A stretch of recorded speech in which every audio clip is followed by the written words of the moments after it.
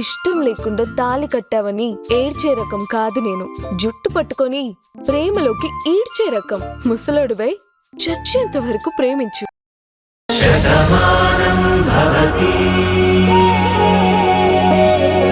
ఈ ఇంట్లోకి వచ్చే అవకాశం నీకు అందరూ ఇచ్చారు, కానీ ఇది నా గది.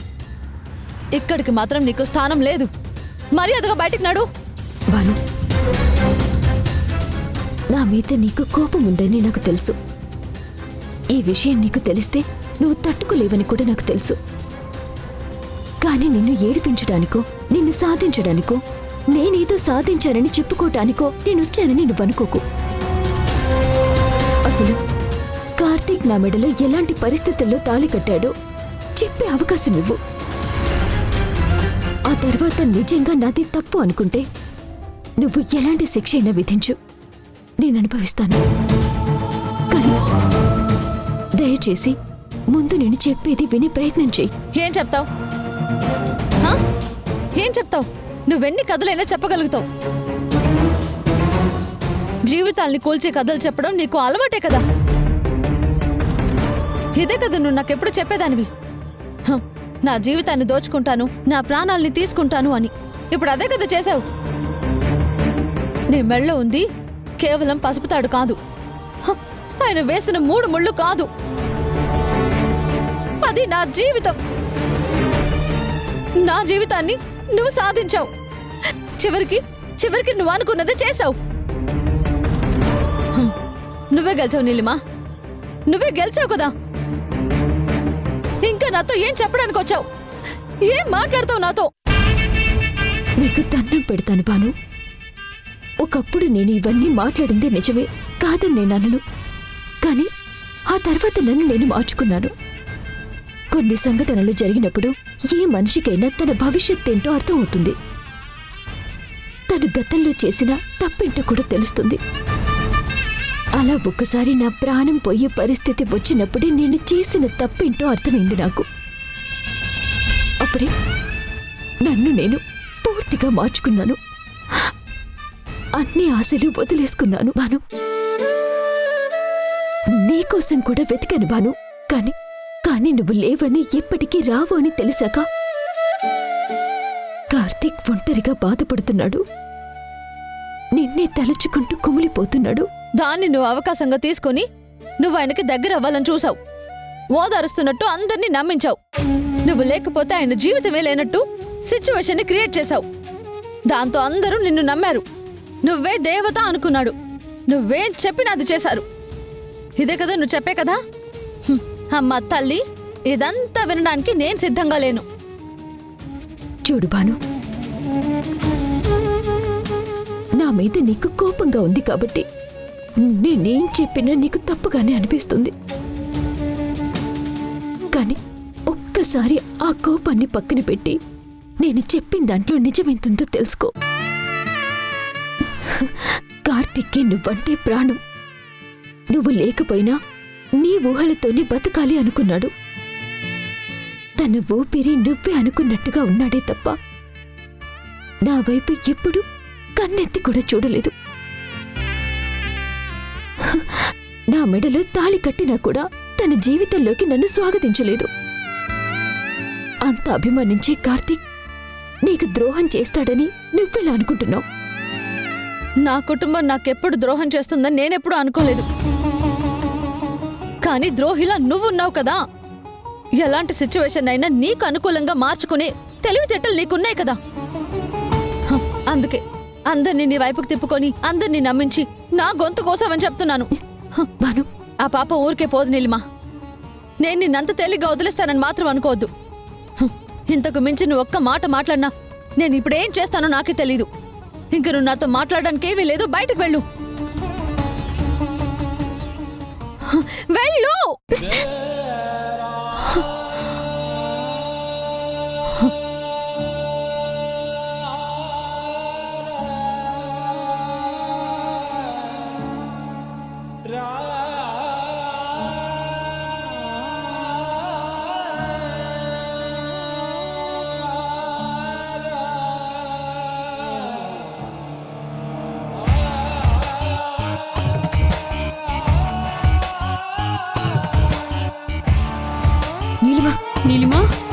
నీలిమ నీలిమ నీలిమ నీలిమ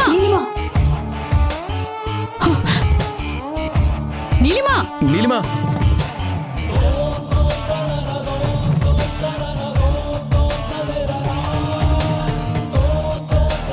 నీలిమ అమ్మా నీలిమ నీలిమ నీలిమ నీలిమ అయ్యో నీలిమ అయ్యో నీలిమ నీలిమ నీలిమ నీలిమ నీలిమ నీలిమ ఏంటి లాక్ నీలిమ, చేసింది చెప్పండి అయ్యో నువ్వు. వెళ్ళిపోతుంది నీలిమ, నీలిమ నీలిమ. నీలిమ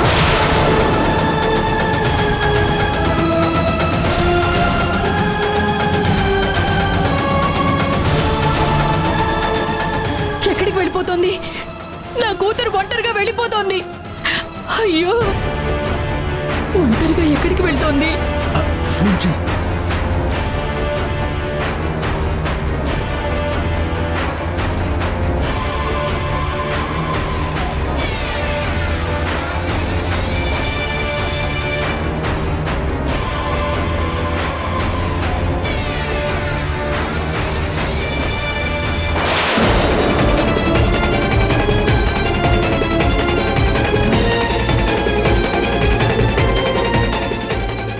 నేను తప్పు చేశాను బాను.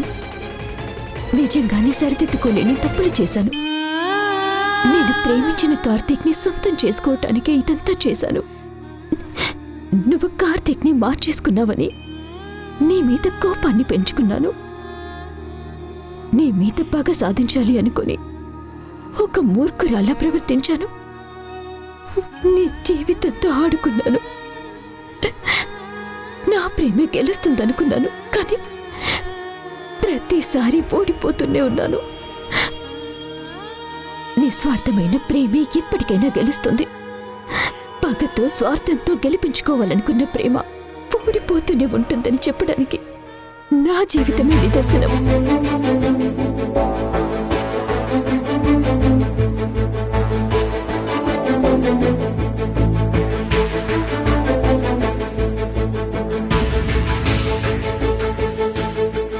నేను కార్తీక్తో 7 అడుగులు వేశాను, కానీ నా జీవితంలో ఏ అడుగులోనూ కార్తీక్ తోడు రాడు అని అప్పుడే నాకు తెలుసు.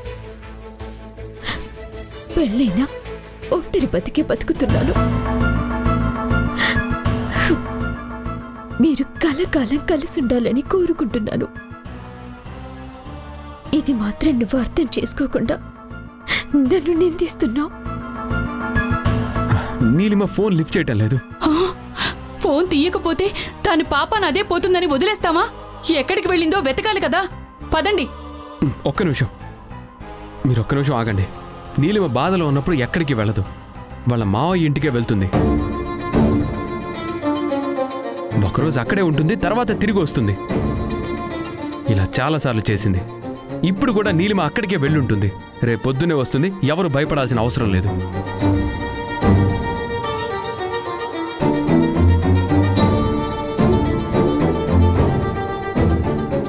ఎప్పుడు ఒకేలా జరుగుతుందని ఎలా అనుకుంటారు? ఇప్పుడు నీలిమ వెళ్ళిన పరిస్థితి వేరు కదా. తను ఏం చేసుకుంటుందో అన్న భయం మాకుంది. దయచేసి వెళ్ళి వెతుకుతాం, పదండి. అవును బాబు, మీ అందరికీ పుణ్యం ఉంటుంది. మనం కూడా వెళ్ళి వెతుకుదాం. వాళ్ళ ఇల్లు మీకు తెలుసన్నారు కదా. పదండి, అందరం కలిసి వెతుకుదాం. వదిన గారు పదండి. పదండి. పదండి వెళ్దాం. ఆగండి.